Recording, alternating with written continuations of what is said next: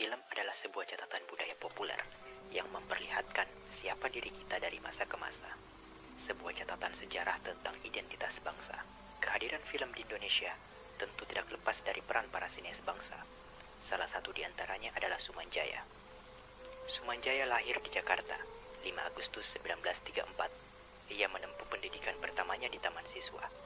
Saat bersekolah di sana, Sumanjaya mulai tertarik bermain drama.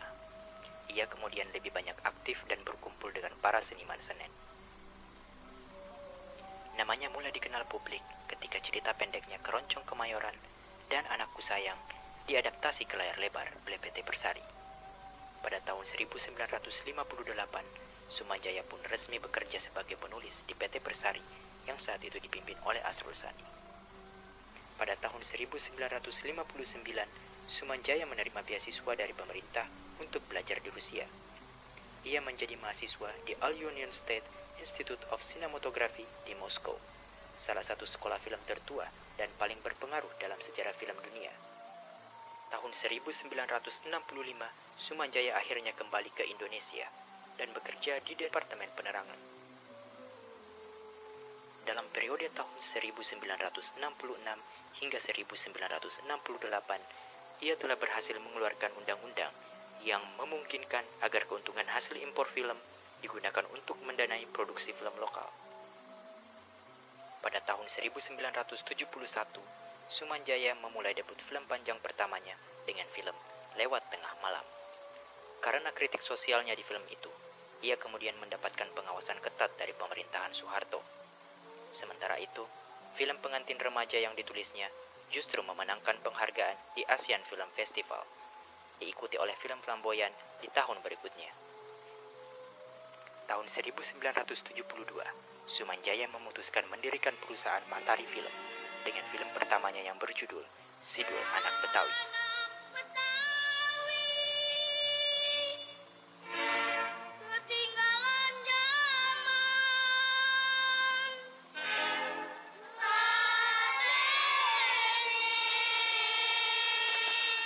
Film ini mendapatkan banyak pujian dan menyebabkan lonjakan popularitas bagi budaya Betawi pada masa itu. Pandangannya sebagai seorang sinias banyak dipengaruhi oleh sutradara-sutradara Uni Soviet seperti Mikhail Kalatozov dan Grigori Chukrai. Film Si Mamat pada tahun 1974 adalah salah satu filmnya yang juga berbicara tentang realitas dan kritik sosial. Film tersebut adalah adaptasi dari cerpen karya penulis ternama Rusia, Anton Chekhov.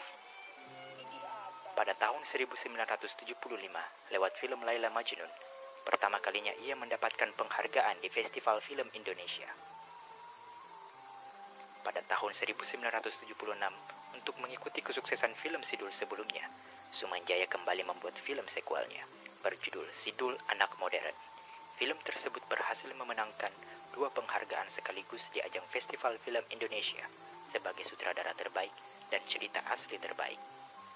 Film inilah yang kemudian mengilhami Rano Karno membuat sinetron legendaris Sidul Anak Sekolahan yang sangat populer di era tahun 90-an.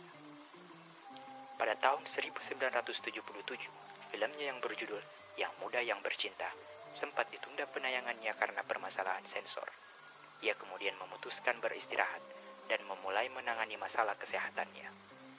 Tetapi hanya selang setahun, Sumanjaya kembali mengumumkan film terbarunya berjudul Kabut Sutra Ungu.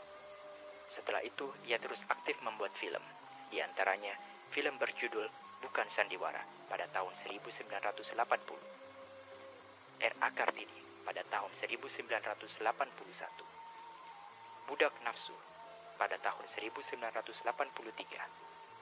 dan film Kerikil-Kerikil Tajam yang dirilis setahun sebelum kematiannya. Pada tanggal 19 Juli 1985, Sumanjaya meninggal dunia pada usia 52 tahun akibat komplikasi liver yang dideritanya. Setelah kematiannya, pada tahun 1987, bukunya yang berjudul Aku, yang didasari oleh cerita perjalanan hidup dan karya penyair muda Chairil Anwar, kemudian diterbitkan. Buku ini baru dipopulerkan kembali dan menjadi tren di awal tahun 2000-an lewat film Ada Apa Dengan Cinta, produksi Miles Film.